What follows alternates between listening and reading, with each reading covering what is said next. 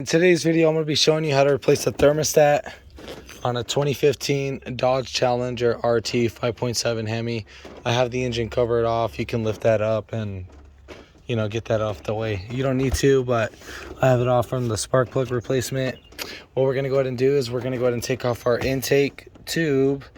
And I'm going to be draining and make sure, because the coolant on this one's pretty bad, we're going to go ahead and take off our intake air temperature sensor. Move that to the side. We're going to be taking off, loosening this bolt right here. It's a flathead or an 8mm flathead or an 8mm right here. So we got 1, 2. So we'll go ahead and do that.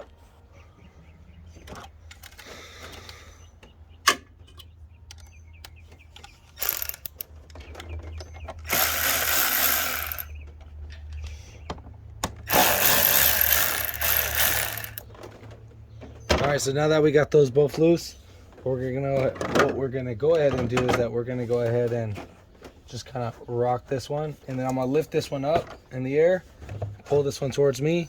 Now we can either sit this to the side or you just take it off. So one of the two. So now we have full access to our thermostat. Now for this job, it does quote like 1.1 hours, just so you know, but it's really quicker than that. That could help you save some money if you wanted to. Literally, you can get this in and out in a couple seconds, and you don't have to disturb your cooling system, and just kind of top it off with distilled water. But I'm gonna go ahead and drain out the whole thing. It's because it's dirty. I seen some gunk inside there, so we'll go ahead and get that drained out. So coming up on the bottom right here, you'll see like a little hose. I don't know if there's supposed to be a little shield right here. And right here, there's a little petcock. So we'll get that going. So right there, we got the light. And then right here, is that leaking? No, it's not. Filled some water. So lefty loosey. So we're gonna go counterclockwise. So this one's on there pretty tight. So what you can do is get some pliers, or like a little mini like adjustable wrench. All right, so let's go ahead and get this guy taken off. So we got our flathead, and then all right, cool, we got it loosened. And then as we loosen this, coolant should start dropping down. Damn, the sucker's on there pretty tight.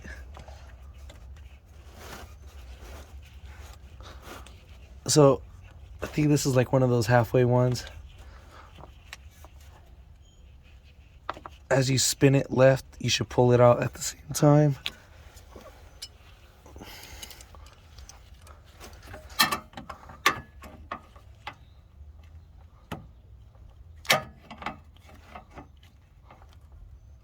So yeah, so this is the one where as you loosen it, it should come right up on out. All right, cool. So we got that draining out. So as that's draining out, we want to open up our radiator cap, and then it's going to start flowing down a lot more faster. So we'll go ahead and let that do that. All right, so we're going to go ahead and remove the 2 bolts. So we have 1 bolt right here, and then there's 1 more right back there. Those are both 13mm.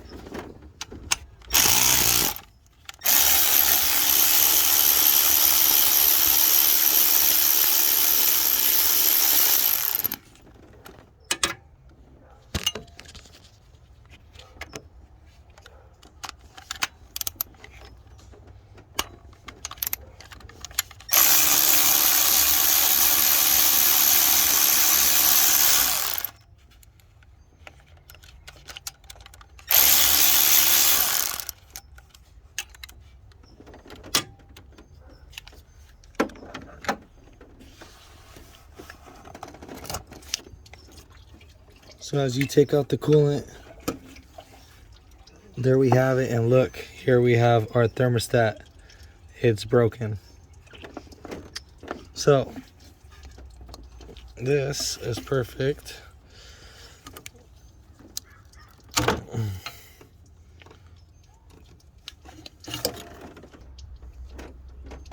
All right, so go ahead and inspect your area. Make sure this is all clean. Usually these guys will tend to crust. What you can do is get like a wire brush or a flathead and just kind of just pick out the, you know, the area, just to make sure it's all nice and clean. This one's actually pretty clean itself. So all I'm just gonna do is just kind of, you know what, I'll get a brush and just clean this right out. All right, so here's the wire brush, and then we're gonna just clean up this area just like this. Now we want to get this nice and clean so we can get a perfect seal, because if not, you don't want to be doing this job twice. You might not see it leak right away, but over time it will seep, and then we're gonna have an issue.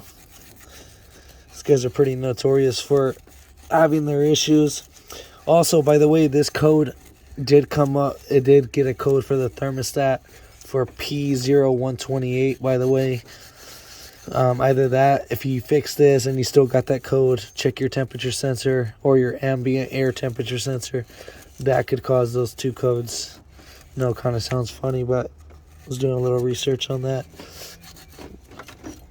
And then you'll check this casing too and make sure that's nice and clean. Just clean this area and so forth.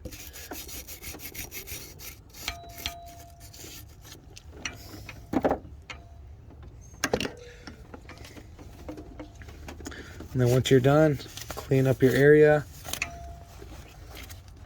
Same thing, clean up your area.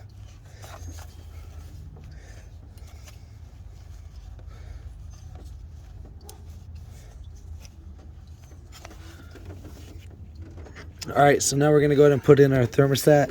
Our thermostat for this engine is rated at 203 temperature. Now they do sell a cheap, like a one with the lower temperature, so make sure you get the 203. You can normally, if you can't identify the thermostat, usually in the back, they will have a temperature on it. So this one, if you can see it, you'll see some like stamps in there, some numbers. It's really hard to see with the flash. And also, we have a little bleed screw right there for the air, and you want to make sure that's facing up. So while that's up, we're going to go ahead and just seat this in there. Make sure that this is fully seated, because if not, if you can, you know, roll this seal back. So we got a perfect seal. We are good. You just only need the O-ring on that. And then we'll go ahead and get our bolts. So my phone's about to die, so I don't have the flash. So we got to torque down these bolts to 21 foot-pounds.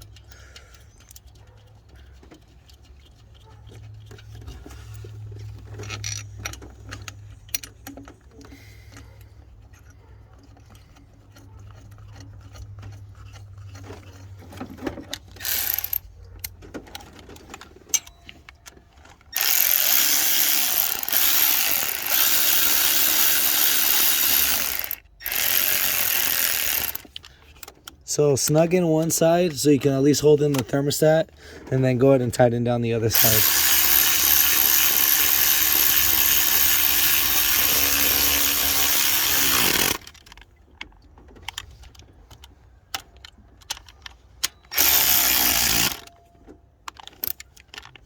And then just double check the other side just to make sure it didn't loosen. All right, cool, we are good. All right, so we're gonna go ahead and put, sorry about my light, but we're gonna go ahead and put in the intake. So we'll go ahead and connect that guy right in.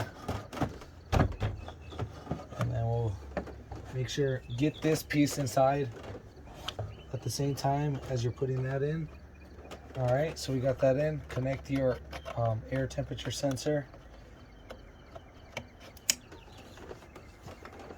And make sure that this is fully seated in.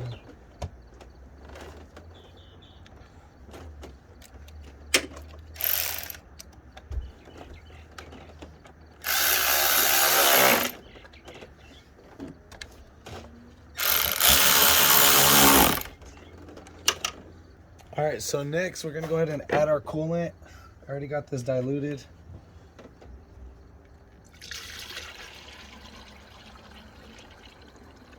Oh, by the way, make sure you close your pet cock too, the one on the radiator we just opened up. So I'll just keep letting this go down.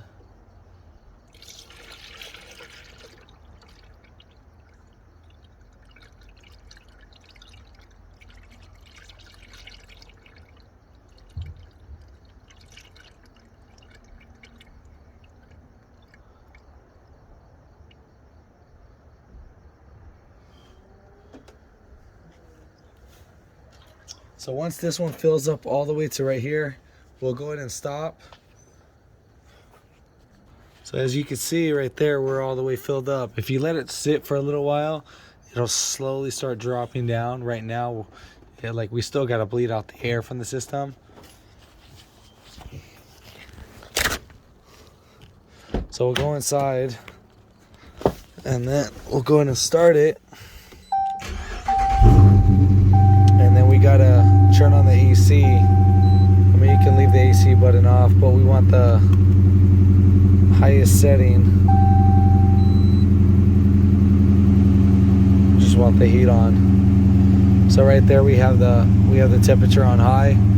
So we want the heat, like the coolant, to circulate through the heater core.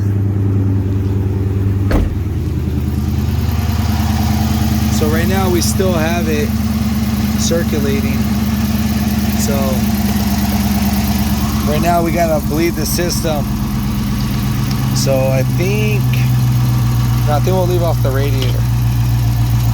We'll give it some time. There's no bleed screw for this guy, so. And what you can do, you can pay attention to your coolant temperature sensor.